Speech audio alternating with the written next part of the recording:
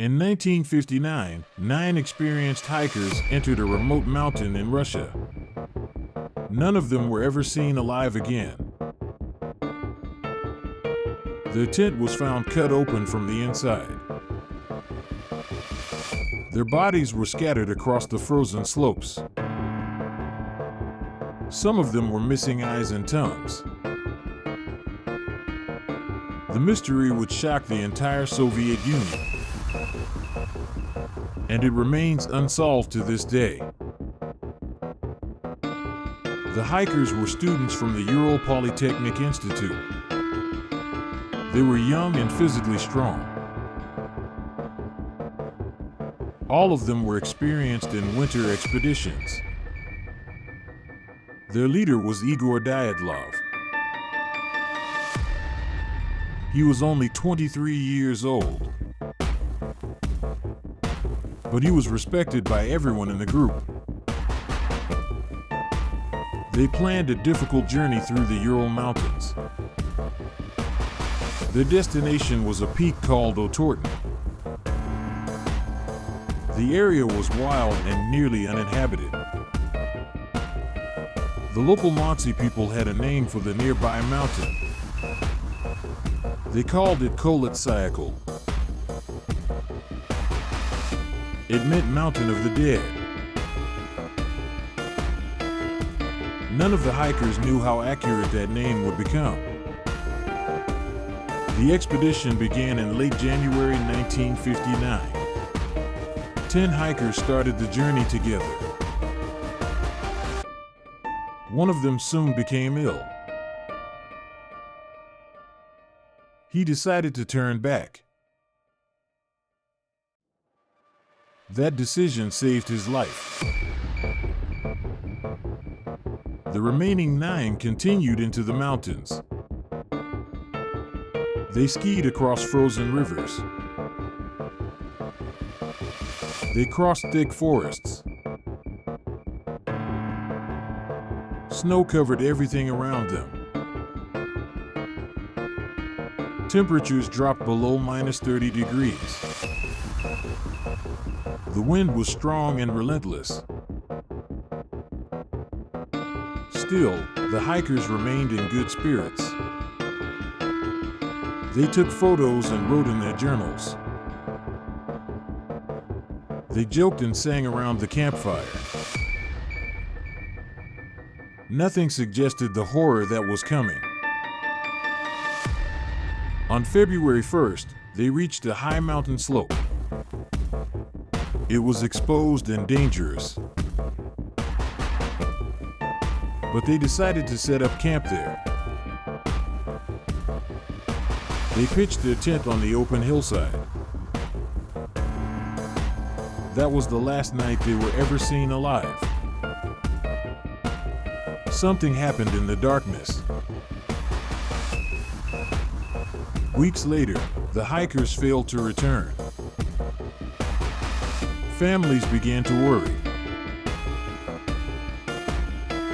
A search party was organized.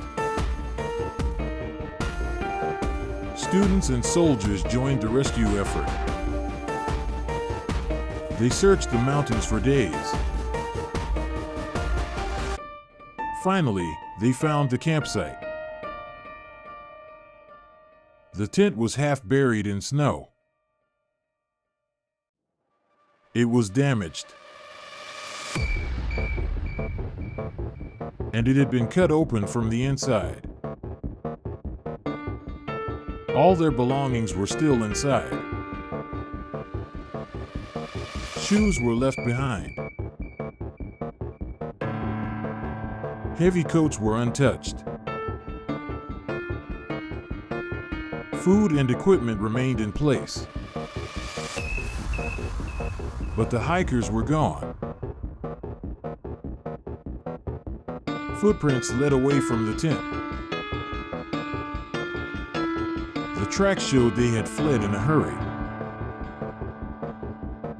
Some were barefoot. Others wore only socks. They had run into the freezing night. The first bodies were found near a forest. 2 hikers lay under a large pine tree. A small fire had been lit there. They were wearing only underwear. Their skin was frozen solid. They had died of hypothermia. Broken branches were found above them, as if they had climbed the tree in panic. More tracks led back toward the tent. Searchers followed them uphill. 3 more bodies were discovered on the slope. They were spread out in a line. It looked like they were trying to return, but they never made it. One by one, they collapsed in the snow, frozen where they fell. The mystery grew deeper. But 4 hikers were still missing. Weeks turned into months. The snow slowly melted. Finally, the last 4 bodies were found in a ravine. They were buried under deep snow. Their injuries were far more disturbing. One hiker had a crushed skull. Another had a broken chest. The force was compared to a car crash, but there were no external wounds. One woman was missing her tongue. She was also missing her eyes. Another victim had no eyes either. Some of their clothes showed traces of radiation. Investigators were confused. There were no signs of other people. No evidence of a fight.